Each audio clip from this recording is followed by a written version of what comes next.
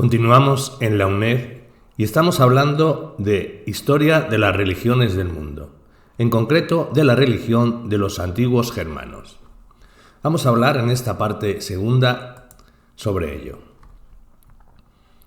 Tienen un interés extraordinario el mito escatológico que presenta un cuadro de inminente fin del mundo. Figura en el Vaticano de la profetisa, primer canto de la Edda, que expone además las leyendas cosmogónicas. Todas las fuerzas oscuras se revelarán un día, los dioses y los hombres sucumbirán en la lucha contra ellas y el mundo desaparecerá en un grandioso incendio. Este cuadro fantástico está inspirado, desde luego, por el eterno clima guerrero de la época de los vikingos, por las invasiones e incursiones incesantes y por las matanzas recíprocas. Las estrofas de la Edda que describen la gran hecatombe están impregnadas de tétrica poesía. Pero tras el fin del mundo seguía su resurrección y renovación. El resplandeciente balde regresará desde el reino de los muertos y una nueva generación de dioses y hombres vivirá en la paz y la abundancia. Ciertamente en este cuadro escatológico se perciben las huellas del apocalipsis cristiano, pero al mismo tiempo se advierte la primitiva idea mitológica acerca del dios de la fertilidad, Balder, en este caso asesinado y resucitado, como asimismo el concepto precristiano sobre la lucha entre las fuerzas claras y oscuras. En general, toda la mitología germana del norte, y no solo la escatológica, está impregnada de imágenes grandiosas y sombrías. Correspondían a la vida guerrera de las tribus bárbaras que se hallaban en permanente lucha recíproca. A la cabeza de las tribus estaba la belicosa nobleza clánica y es la psicología de esta la que se refleja en la mitología. Pero también hay un elemento más alegre, el culto agrario campesino de las divinidades de la fertilidad. Entre otras divinidades mitológicas que figuran en la Edda se destacan las Normas. Son tres hermanas diosas del destino: Ur, el pasado; Verdandi, el presente; y Skut, el porvenir. El árbol universal, el fresno; Yggdrasil, el caballo de 8 patas del dios Odín; Sleipnir, los atributos sagrados de los dioses y los héroes, objetos que poseen nombres personales: la maza de Thor, Mjolnir, y la espada de Sigurdo, Gran.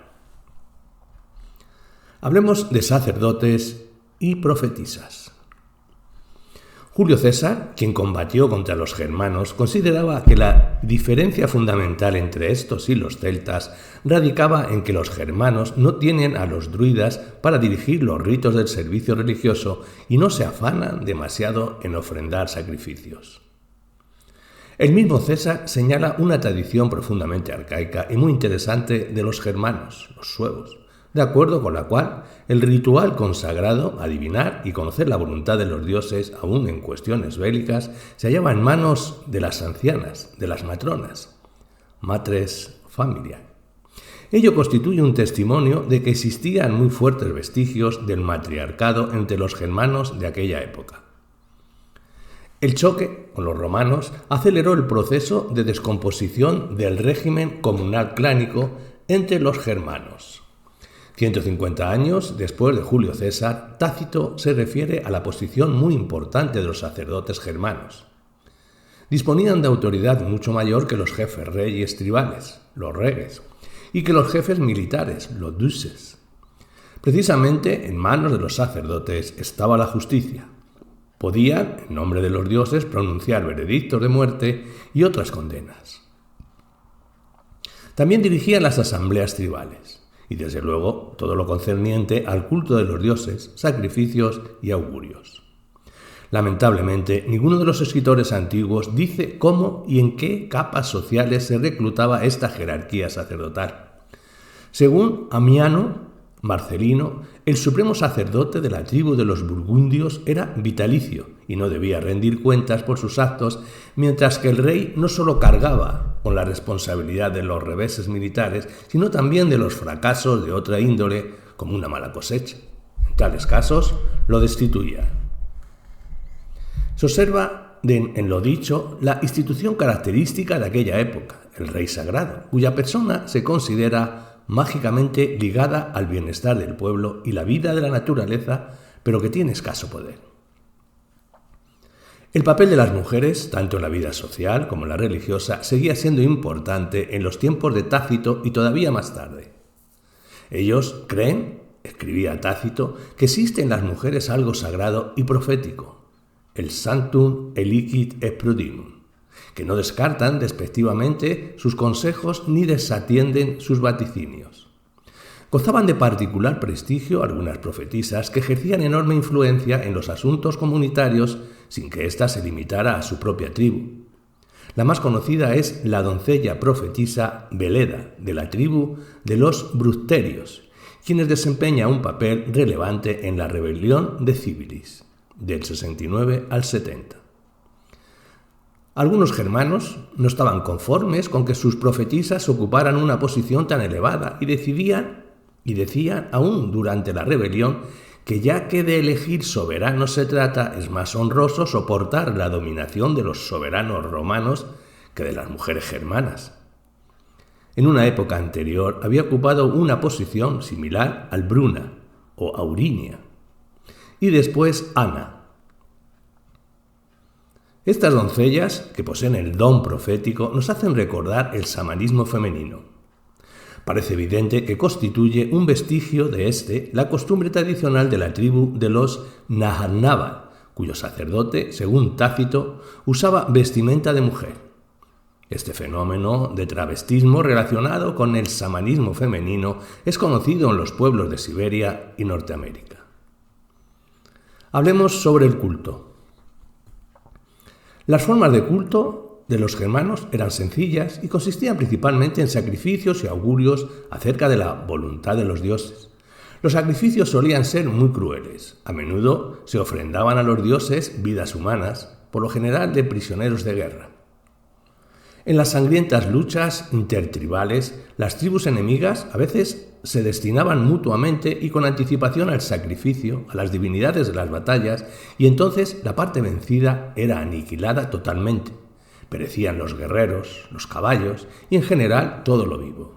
Según Tácito, durante la invasión de los cimbrios a Italia, las ancianas sacerdotisas profetisas sacrificaban a los prisioneros con sus propias manos y luego adivinaban el resultado de la guerra según la sangre y los órganos internos de las víctimas. Diremos nuevamente que este bárbaro culto sangriento fue engendrado por la vida guerrera de la época. Los germanos carecían de santuarios y templos. Servían para practicar el culto los bosquecillos sagrados donde se alzaban los altares para los sacrificios.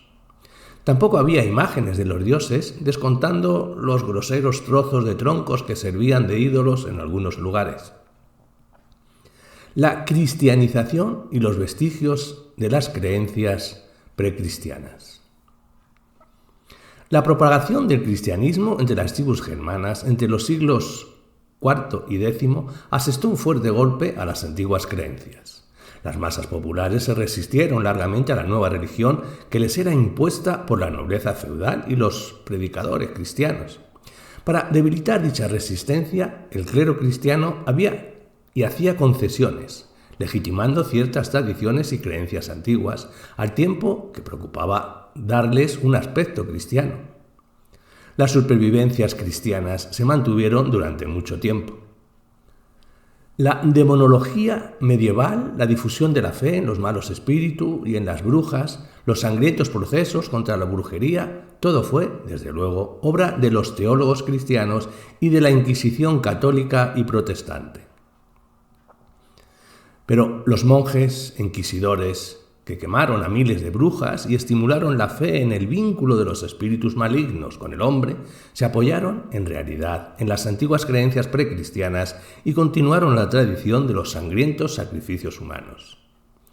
Los vestigios de las antiguas creencias se conservaron también, pero en forma más inofensiva en el folclore de los pueblos germanos, en las leyendas acerca de elfos, los trolls, los gnomos, ondinas y toda clase de monstruos, y hasta poco tiempo atrás en los ritos populares, especialmente los relacionados con el cielo agrícola anual.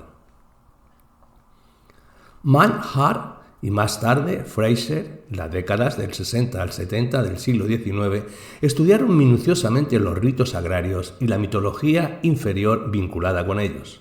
Manhart examinó con particular atención las costumbres y las imágenes mitológicas relacionadas con la recolección de la cosecha. Descubrió que en todos los mitos tradicionales practicados durante la recolección está presente una idea algo confusa acerca de un demonio o un ser misterioso instalado en el campo de trigo a medida que se va segando el cereal. Este ser va retrocediendo y al final queda alojado en la última gavilla. Esta última gavilla es la encarnación del espíritu invisible de la vegetación y se convertía en objeto de especiales tradiciones y creencias. La adoraban, la conducían solemnemente a la casa y la guardaban hasta la siguiente cosecha. Los eslavos y otros pueblos agricultores conocen tradiciones parecidas. Pero en los germanos se manifestaba en forma más acentuada que en sus vecinos la tendencia a personificar la última gavilla y aún el campo entero.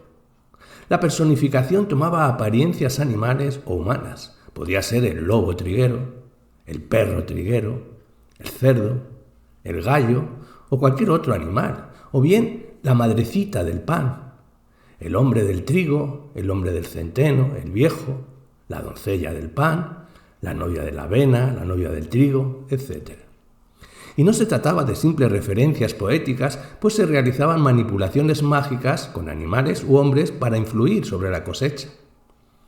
Manhart describe un rito cosechero practicado por los campesinos de los alrededores de Klausenburg, donde el espíritu de la vegetación se personificaba en un gallo. Al finalizar la cosecha, enterraban hasta el cuello un gallo vivo, y uno de los campesinos jóvenes le cortaba la cabeza de un solo golpe, de guadaña. Una reproducción mágica de la recolección de la próxima cosecha.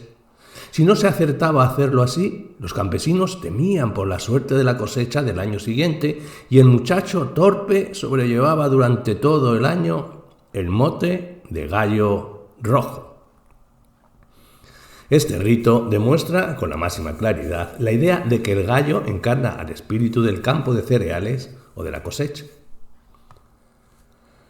Ciertas imágenes mitológicas de origen precristiano, los descendientes de algunos dioses, permanecen en la memoria y las creencias de la gente entremezcladas con los conceptos cristianos. Están, en ese caso, Rupert, el abuelo navideño, confundido con San Nicolás, la señora Hall, del norte, y Berta, del sur de Alemania, divinidades femeninas protectoras de las labores de las mujeres.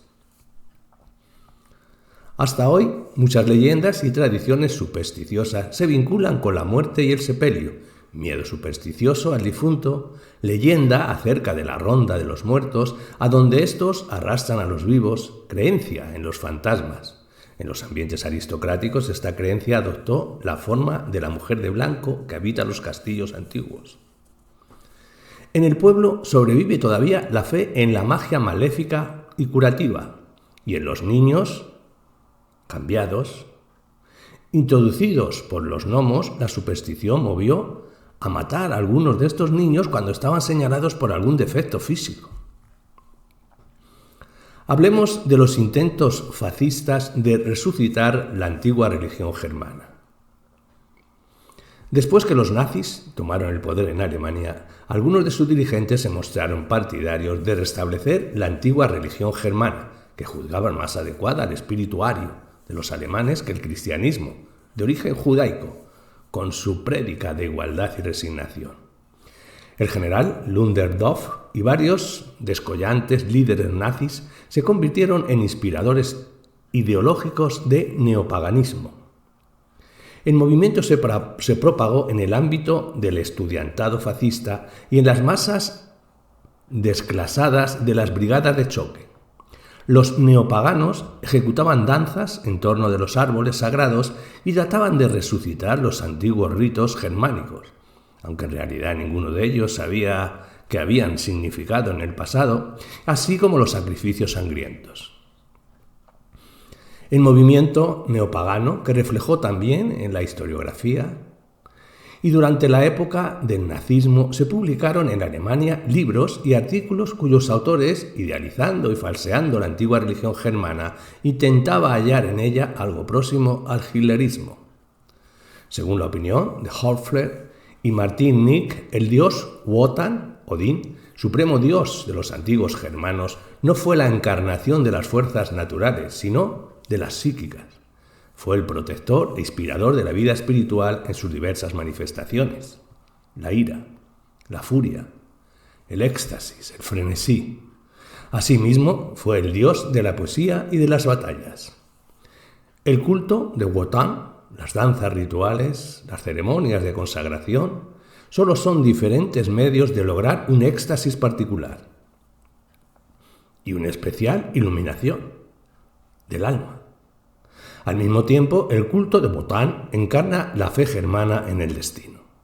La antigua religión germana, interpretada de esta manera, parecía realmente emparentada con la ideología fascista que colocaba en el sitio de la razón, la ilustración y el humanismo.